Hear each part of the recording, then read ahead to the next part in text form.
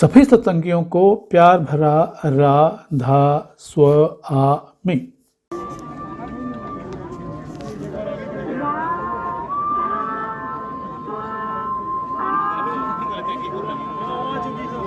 बसंतोत्सव के तीन आकर्षक कार्यक्रमों की श्रृंखला में बेबी शो का आयोजन खेतों में हुआ और इसी बेबी शो के दौरान हमें मौका मिला उनसे बात करने का जिनका आज के बेबी शो में विशेष योगदान रहा। दास प्रोफेसर एमेरिटस मनोविज्ञान विभाग डीआई में हूँ जी कार्यरत और इससे पहले रिटायर हो गई थी as head department of secretary. और यहाँ पर अभी बेबी शो में हम लोगों ने जो जजमेंट दिया था उसमें एक तो हेल्थ का था और इंटेलिजेंस का था और तीसरा इस बार ऐड हुआ है नया, वो है स्पिरिचुअल ब्यूटी या आत्मिक सौंदर्य। तो पहले बाहरी सौंदर्य पर जजमेंट होता था, लेकिन इस वर्ष से जो अंदरूनी इंटरनल ब्यूटी है उसको मेजर किया गया, उसका मापन किया गया है। और इसमें जो आत्मा की जो क्वालिटीज़ हैं उसको मेजर करने की कोशिश करी गई है, जैसे सत्य और परमार्थ की भावना और इसके अतिरिक्त कल्याणकारी भावनाएं और इसके अतिरिक्त जो लोगों ईश्वर के प्रति संपूर्ण निष्ठा या पूर्ण विश्वास मालिक पर, और इन सबको मेजर करने के लिए बच्चों के माध्यम से ही आपने सारा बच्चों के फेशियल एक्सप्रेशन से, आईज से, उनके बिहेवियर व्यवहार से में जो रिफ्लेक्ट होता है उसको हम लोगों ने मापन करने की कोशिश की। मैं डॉक्टर अंजू भटनागर हूँ। मैं बच्चों की डॉक्टर पीडियाट्रिशियन हूँ सरन आश्रम हॉस्पिटल में, और बच्चों की सेहत के बारे में उनका चेकअप करती हूँ रेगुलर।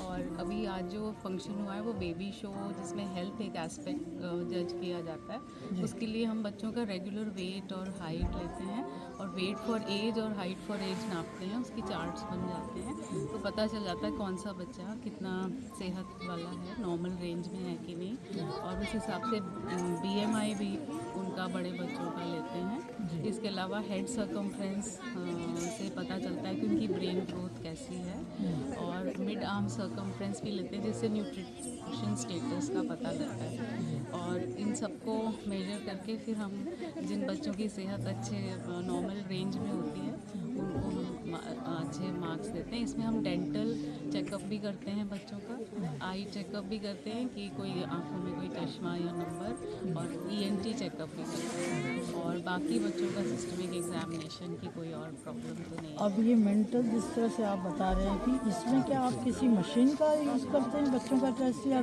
क्या कौन सी तकनीक अपनाते हैं? मेंटल जो इंटेलिजेंस टेस्ट है उसके कुछ टेस्ट होते हैं एज वाइज।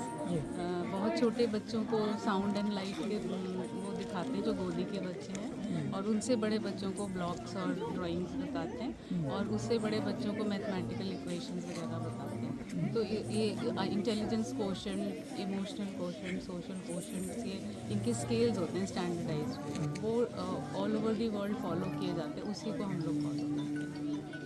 मैम ये आप जो चेकअप वगैरह होते हैं ईयर में एक बार होता है या आप बीच बीच में भी करते हैं? ईयरली तो होता ही है स्कूल हेल्थ प्रोग्राम में, और बीच बीच में विजिट्स के संग भी होता है, बट एक रेगुलर 1 ईयर में वंस अ ईयर तो होता ही है। आई ENT, डेंटल और पीडियाट्रिक चेकअप ऑल बच्चे जितने स्कूल में पढ़ते हैं दयालबाग के सबका होता है। और बाकी जैसे आपने कहा कि ब्रेन के मैपिंग और मेजरमेंट्स भी हम लोग करते हैं, वो रिसर्च वर्क में करते हैं, बेबी शो के लिए उसको यूज़ नहीं करते। अच्छा, जिनकी जो वीक होते हैं उनके लिए आप क्या सजेशंस करते हैं? उनके लिए हमने देखा है कि जो रेगुलर खेत में अटेंडेंस है, जिनकी जो PP में, कल्चरल में, प्रोग्राम में भाग लेते हैं, प्रसाद लेते हैं, मक्खन खाते हैं, वो उनकी सेहत हमने पाई है कि ज़्यादा अच्छी है। तो डायरेक्ट जैसे कोई चीज़ मेंटली कमज़ोर है या और दूसरे डिसीज़ हैं, हाँ, उनके लिए उनको क्या अकॉर्डिंगली एडवाइस करते हैं। जैसे कोई डिजीज़ की वजह से कमज़ोर है तो उसका ट्रीटमेंट है, टेस्ट है, और कोई केवल डाइटरी प्रॉब्लम्स की वजह से है तो उनका न्यूट्रिशन में जैसे जंक फूड हटा के प्रॉपर घर का इसकी व्यवस्था क्या दयालबाग में ही है? उसकी व्यवस्था काफ़ी कुछ दयालबाग में तो बहुत कुछ है। जैसे स्कूल में भी चने और दूध दिया जाता है, और मल्टीग्रेन बिस्किट्स रोज़ खेतों में भी दिए जाते हैं, मक्खन भी दिया जाता है, दूध भी दिया जाता है। मैं Vibha Rani Satsangi retired head department of physics and computer science और आजकल मैं दयालबाग में डे बोर्डिंग स्कूल में प्रिंसिपल के कार्य कर रही हूँ, जहाँ पर कि 6 क्लास से 12 क्लास तक के बच्चों को ट्यूटोरियल गाइडेंस दी जाती है। आज यहाँ पर हम सभी खेतों में एकत्रित हुए हैं जी, और यहाँ पर बेबी शो का कार्यक्रम है।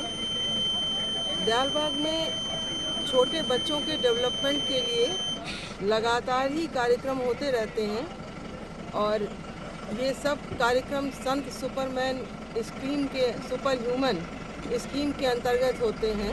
इनका क्या एज ग्रुप होता है मैम? 3 मंथ से लेकर के 12 साल तक के बच्चे रेगुलरली खेतों में आते हैं।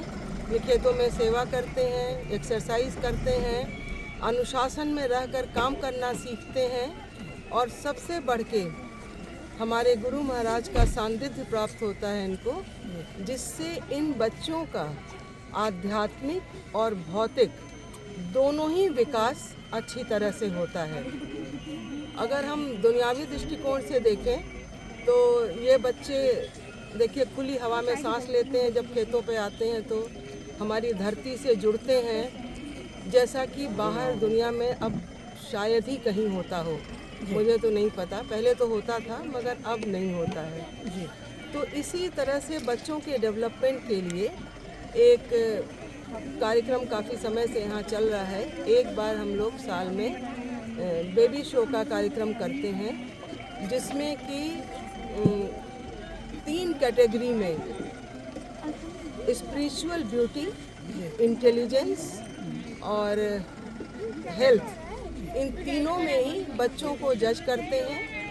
छोटी छोटी एक्टिविटी करा करके बच्चों का इंटेलिजेंस जज करते हैं और उसमें उन बच्चों को जो अच्छा करते हैं उनको प्राइज़ देते हैं। तो मेरे ख्याल से ऐसे कार्यक्रम करने से जिन बच्चों को प्राइज़ मिलता है वो खुश होते हैं, वो और मेहनत करते हैं। जिनको नहीं मिलता है प्राइज़, वो बच्चे और सीखने की कोशिश करते हैं जिससे आगे उनको प्राइज़ मिले। तो इस तरह से दयालबाग में काफ़ी डेवलपमेंट होता है बच्चों के लिए, हर तरह से कोशिश होती है। स्कूल की पढ़ाई से रिगार्डिंग बच्चों का क्या रहता है? ये तो कार्यक्रम आपके हैं, जैसे उनकी अब जैसे पढ़ने की उम्र आती है तो वो क्या व्यवस्था है दयालबाग में? देखिए, ये बच्चे दयालबाग में स्कूल है, नर्सरी स्कूल है, प्राइमरी स्कूल है और हायर एजुकेशन भी है उसके बाद। तो ये बच्चे खेतों के काम के बाद स्कूल भी जाते हैं और मैंने देखा है बच्चों को घरों में डबल मेहनत करते हैं ये, खेतों के बाद जाकर